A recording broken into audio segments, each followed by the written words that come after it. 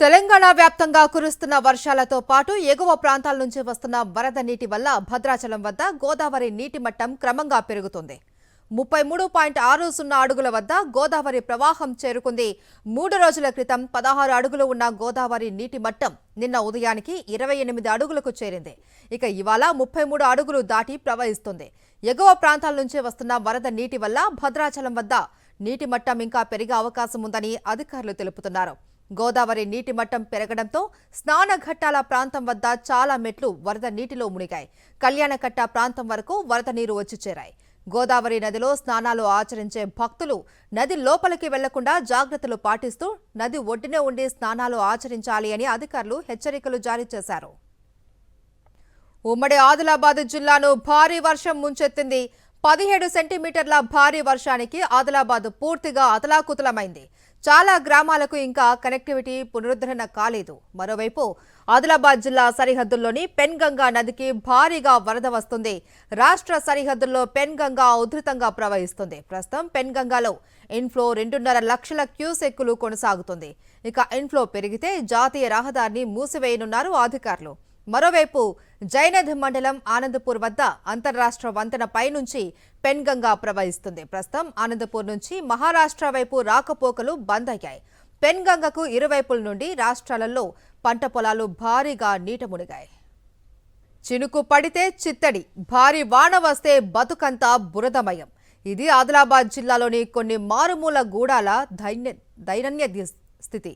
దశాబ్దాలుగా ఆ సమస్య అక్కడి గోడ్నుల పాలిట శాపంగా మారినా పాలకుల కన్ను మాత్రం ఆ వైపు పడ్డం లేదు. ఆదిలాబాద్ పట్టణాన్ని కుంభవృష్టి అతలాకుతలం చేసిన నేపథ్యంలో అక్కడి గోండు గూడాల పరిస్థితి ఏంటి మరి? నిన్న కురిసిన భారీ వర్షాలకు బురదమయమైన అన్నమో రామచంద్ర అని ఆర్తనాదాలు పెడుతున్నారు సుండుగూడెం వాసులు. దీనిపై మరింత సమాచారం మా ప్రతినిధి రమణ అందిస్తారు.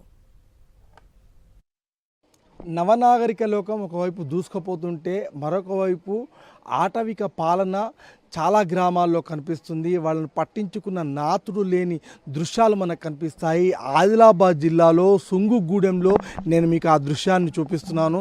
ముఖ్యంగా బజార్ హత్పూర్ అనే మండలంలో ఈ గూడెం ఉంది. మనం చూడవచ్చు ఇక్కడ మొత్తం బురదమయం. ఇక్కడ ఒర్ల నుంచి అదేవిధంగా వాగుల నుంచి వచ్చే నీరంతా రోడ్డుపై నుంచి వీళ్ళ గూడెంలోని ఇళ్లల్లోకి ప్రవహించి మొత్తంగా వీళ్ళు కనీసం ఇక్కడ బతికేందుకు కూడా వీళ్ళని పరిస్థితి. ఈ క్రమంలో వీళ్ళకు పక్కా గృహాలు కావాలని చెప్పేసి ఇప్పటికే ప్రభుత్వాన్ని పాలకులను డిమాండ్ చేశారు. దశాబ్దాల కాలంగా ఈ దృశ్యాలు ఇక్కడ ఆవిష్కృతం అవుతున్నప్పటికీ కూడా ఎవరు పట్టించుకోవడం లేదు. అసలు వీళ్ళ సమస్యలు ఏంటో మనం మాట్లాడించే ప్రయత్నం చేద్దాం. నిన్న ఒరి వచ్చింది నీళ్ళు మొత్తం సొరింది.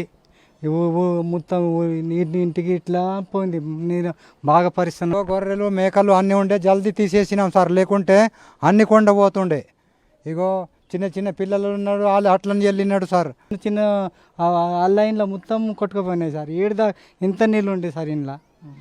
ఇది మొత్తం కొట్టుకుపోయింది నిన్న బయటకు వెళ్ళినాం. మరి అటు రోడ్కి శ్రమ వస్తాయి సార్. ఎప్పుడన్నా ఇట్లా వర్షం వస్తే రాత్రి, ఎప్పుడన్నా రాత్రి వస్తాయి పరిశాన్. ఇది ఇంకా పొద్దున రాత్రి 3 గంటల నుంచి సురైంది సార్. మరలా మేము భోజనం చేయలేదు, ఏమి లేదు, చేయలేదు, ఏమి లేదు. వర్షంకి చూసి ఉండినాక మరలా అందరు వెళ్ళినాము సార్. ఎడ్లు గోదలు అంతా కొట్టేసి బయట తీసేసినాం. రోడ్డు అటు పక్కకి ఇంకా ఎక్కైంది. అక్కడి నుంచి ఒక్కసారి మనం లోపలికి వెళ్దాం. ఇదంతా కూడా నేను నడిచే దారి మొత్తం బురదమయము. ఇక్కడ నడవడం కూడా చాలా ఇబ్బందికరమైన పరిస్థితి. ఈ క్రమంలో ఈ బురదలోనే వీళ్ళంతా కూడా జీవించాల్సిన దుస్థితిలో మొత్తంగా పాలకులు అసలు పట్టించుకొని మనకు దృశ్యాలు ఇక్కడ కనిపిస్తాయి. ఈ క్రమంలో ఈ గోండుగూడాలు ఏ విధంగా బతుకుతున్నాయి, వీళ్ళ జీవితాలు ఏ విధంగా ఉన్నాయో చెప్పడానికి ఈ దృశ్యాలే మనకు నిదర్శనము. ప్రతి సంవత్సరం వర్షాకాలం బాగా పెద్ద వర్షం పడితే, ఇంతకుముందు దివ్యదేవరాజన్ మేడం ఉన్నప్పుడు అన్ని ఇండ్లు కొట్టుకుపోయినాయి సార్. దగ్గర 7-8 సంవత్సరాలు అవుతున్నాయి సార్ అప్పుడు.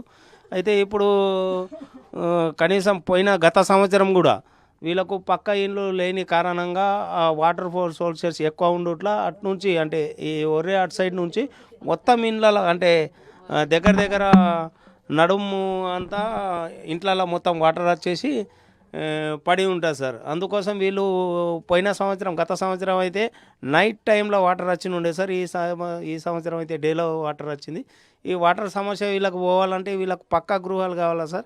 ఇప్పటికే చాలామంది పాలకులకు, గత పాలకులకు, నేటి పాలకులకు, అధికారులకు అందరికీ కూడా మొరబెట్టుకున్నారు. కానీ ఇప్పటి వరకు కూడా వీళ్ళ బతుకు చిత్రంలో మాత్రం మార్పు రాకపోవడం పట్ల మాత్రం వాళ్ళు తీవ్ర ఆవేదన వ్యక్తం చేస్తున్న దృశ్యాలు మనకు కనిపిస్తున్నాయి. కెమెరా పర్సన్ సతీష్తో రమణ, సాక్షి టీవీ, ఆదిలాబాద్ జిల్లా.